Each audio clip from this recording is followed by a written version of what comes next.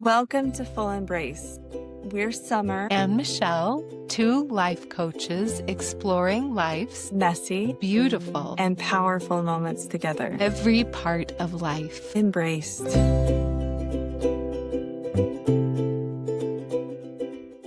I think it was last night. I saw a 7-Eleven on my way home and I thought about a Slurpee. I thought, I just want to drink my worries away.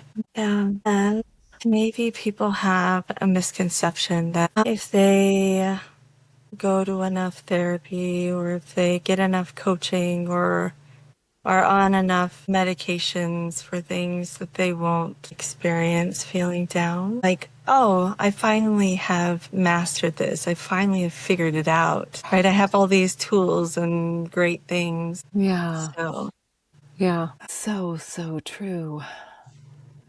This foundational programming at some level that we're all broken or we all have problems that need fixed. Right. Or we need to be fixed. I didn't even mention this one. If we're spiritual enough or connected to God enough, then we will feel great all the time. Right. Yes. I mean, it's just not reality. Yeah. I do find that more and more as I do receiving prayers and allow myself to feel what I'm feeling in the moment with God, that not that it takes it away right away, but it does cut out the loneliness. Yes. It feels worse to feel alone when you're feeling those things. It's like, I don't remember when if it was last week was the prompt, but there was a prompt about thinking about struggles, times when we're stuck or whatever, and then imagine yourself in a pit, right? And then imagine Jesus, present there, and what is he extending to you to get you out of the pit? And my experience was that Jesus came down in the pit and there was no leaving. That wasn't even a thing. It was just like, I'm just going to be here with you in the pit. Jesus isn't trying to get me out of the pit. I love that. It was surprising. It was like, no, I'm just going to be in the pit with you. That's who I am. When I imagine that, I almost picture you and Jesus playing like a card game in the pit. Yeah, playing in the dirt, whatever. You're just not going to be alone in this pit. That's who I need you to know. It's lovely. It was so lovely. Especially when I was hearing the other people in the groups saying all the beautiful ways that Jesus was getting them out of the pit. I was like, that's so lovely. That's so lovely. And I was like, well, let me share with you what my experience was. So yeah, it was really fascinating and absolutely not what I was expecting. The prompt was, what is Jesus going to offer you? Was that a small group thing? I feel like I heard there was a ladder that was dropped down. Mm-hmm. And I was thinking that I would be allowed to work my way out of it. Mm-hmm. Kind of like, almost like it was a climbing wall. Mm-hmm. But I definitely had Jesus's hand at the end to help me over. Yeah. So lovely how God shows up for us in whatever way is needed, right? So it felt like really great relief that I didn't even have to figure out how to get out of the pit. Jesus showed up and joined me in it. Let's just be here in this pit together. There was no figuring it out. There was no fixing. I'm just not going to let you be alone in this. And I think when we try and change either our emotion or our circumstance too quickly, kind of miss out on that relationship building of just being with God in it. Yeah. And being with ourselves in it, right? We're almost trying to escape ourselves. Like, oh, wait a minute, that just feels like too much or yucky or, I can't go there because I'll just stay there. Or I don't have time to be overwhelmed or sad or anxious. Yeah, I've got too much to do or someplace to be, or even this isn't the right time for me to be feeling this. Yeah. Sometimes stuff comes up when you're in public and you don't want to be so vulnerable, right? So you're like, oh, I gotta put that off until another time. And maybe sometimes we just don't feel like we can give ourselves the space or like we're regulated to manage my own feelings instead of just feeling them. Yeah. I was telling you before we got on this call, I was feeling like I needed to change how I felt to record a podcast. And as we were talking, I'm thinking, okay, well, how do I feel? And I think if I were to try to name the emotion, I think it might be anxiety. I feel a bit like above my stomach and a little bit in my throat. And I like to believe that when I feel an uncomfortable feeling, that God is inviting me to pay attention to myself, to pay attention to what's going on with me. And then sometimes I like to believe that God sends little pixies or angels to massage the different parts or tickle them in a way that is a little uncomfortable to draw my attention back to me or to God. That's lovely. I know on my grief journey, when grief showed up, it was so random, so unexpected, so oof, so intense that I didn't have the ability not to feel it. I actually had to let it be present and wash over me, and I wasn't able to ignore it or push it away or pretend that it wasn't there. So it began to feel like this invitation or this opportunity to feel it all whenever it showed up. Just expect it to show up whenever it's needed. Interesting terminology. Whenever it's needed. Show up when it's needed. Yeah, maybe when feelings show up, it's exactly the right time. It's exactly what is needed. And trusting ourselves at that level. Maybe our bodies are intuitive. They totally are, right? Yeah. And that's my experience. My brains that are saying, nope, nope, nope. Yeah. I was driving and I was like, why do I feel like this? And then I started to think of all the ways I could blame myself. Yeah, I didn't eat a healthy enough lunch, or maybe I would have felt different if I had exercised this morning. There's a reason we're feeling this. We got to know. Yeah, I'm ruining it by not doing something or ruining it by doing something. It happens when it's supposed to happen.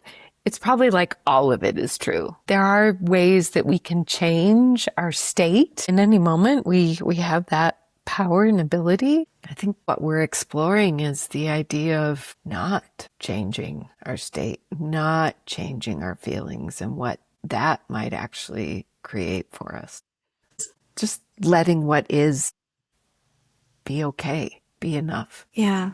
We must think this is important because I think we may have already done a podcast on something similar. Right. There is a beauty in allowing what is in the moment. Yeah. It's like we can drop the heaviness of resistance and relax into it. Yeah. Open up into it instead of being so fearful of it. Well, and the interesting part is our bodies are intuitive, but our brains are wired to keep us safe. So if our emotions don't feel safe, the brain is going to show up and offer us all kinds of options. Right. As I picture you and Christ in the pit, I think about how it's so much easier to not blame others for not being in the pit with us or supporting us in the way we need or feel like we need, because we're allowing support to be there. And it was really easy having Jesus in the pit with me, not to feel shame. He's in the pit. He's not up at the edge of it saying, come on, come on. He's in the pit with me. This is great, Michelle. Let's be in the pit. So there was no shame and I didn't have to jump into blame either, blaming myself or anyone else. It's like, we're just going to be in the pit today, but not in the pit alone. And when we find acceptance, it's almost like I can see what's happening right now, all around me and inside me.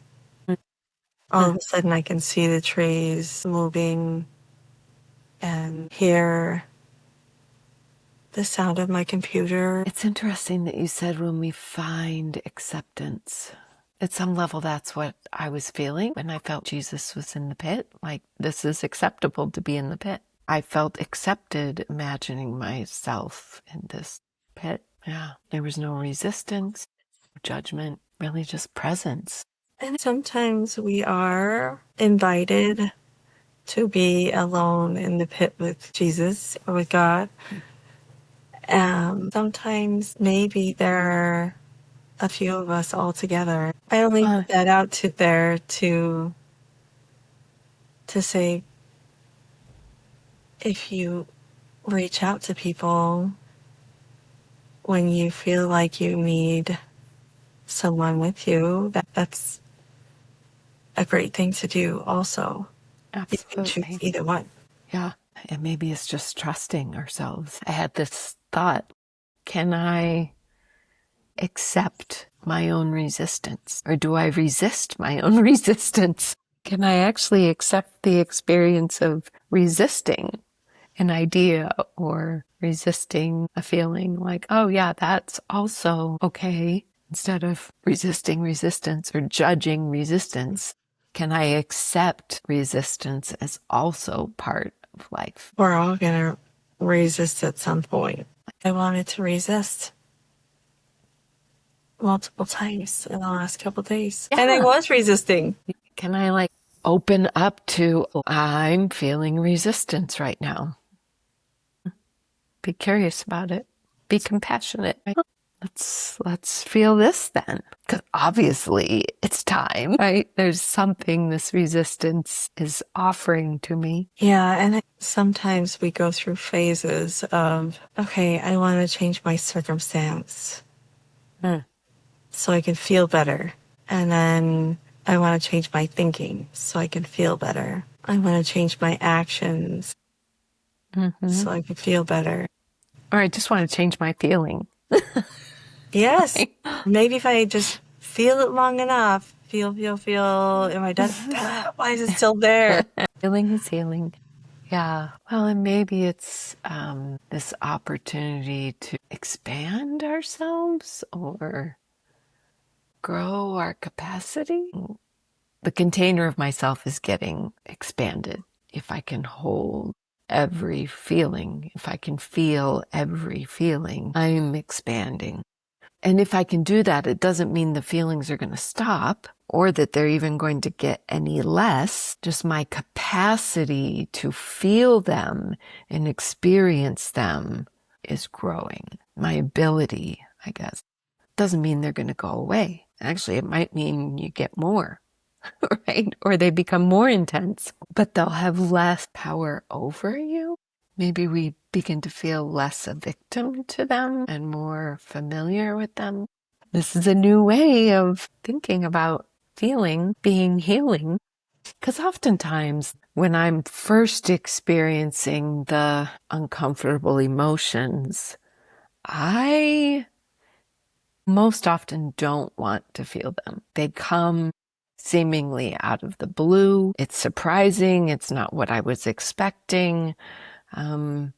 And I think I have this natural, well-practiced resistance to them because I just didn't see them coming. Didn't know this was going to be my experience in the moment.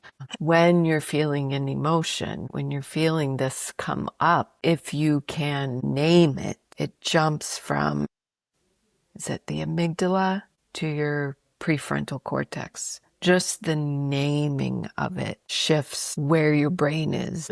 So those two are working together. The body and the brain can actually work together. You can learn to accept what you're feeling by naming it, giving it that emotion. Right. And I'm guessing that it does not jump if someone else tries to name it for you. Yeah, don't know the answer to that. I But don't I know. imagine it could shift your awareness. If somebody asked you a question like, are you feeling this? Right. You could then acknowledge whether that was an accurate naming or not.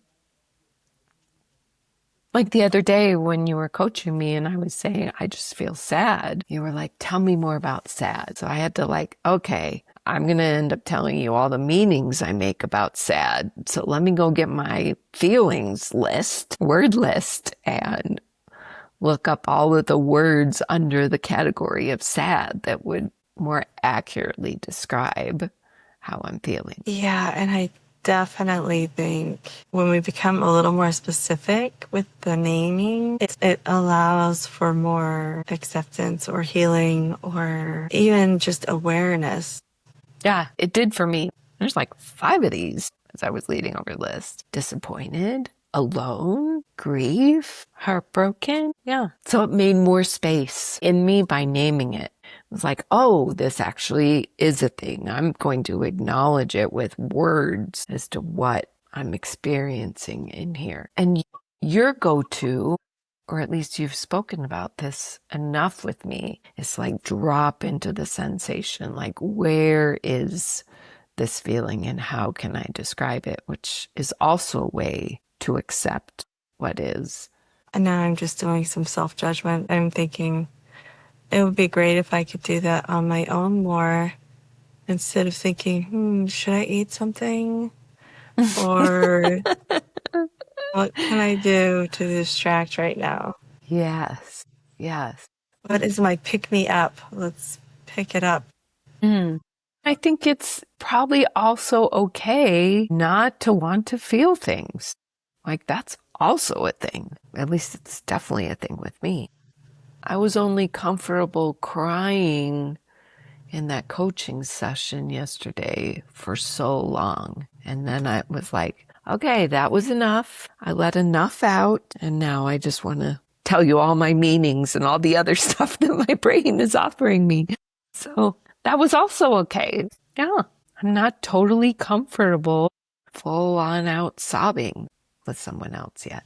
I don't know if I want to dig up that stuff, but when that stuff shows up, I'm like, all right, that's got to be looked at. That's got to be felt or, understood. How can we be okay with this human experience of feeling? We just leave it at that. That's the question. And we don't really have the answer for you. Right. Perfect. At some level, it just feels like living more heart-centered. Yeah, accepting what is. And what is a whole lot of feelings. Or it's not if you've gotten very good at not feeling. Yeah, well, feeling numb is also a feeling. The good news and maybe the bad news, maybe just news, is we're not ever going to not feel. What if we feel like we don't feel? That's also a thing. Yeah. Welcome to the world of feeling. Can't escape it. Just part of this experience here. And can I accept that as a thing? Yeah. And I wish I had some magical combination of words or remedy to help people to not have to feel things that are harder to feel. What would we be, or I'll make it personal, what am I creating for myself when I refuse to feel the hard things? Which is fascinating. So many cool things we could talk about. So good. Yes. I'm going to say goodbye. Same. Every part of life Embraced.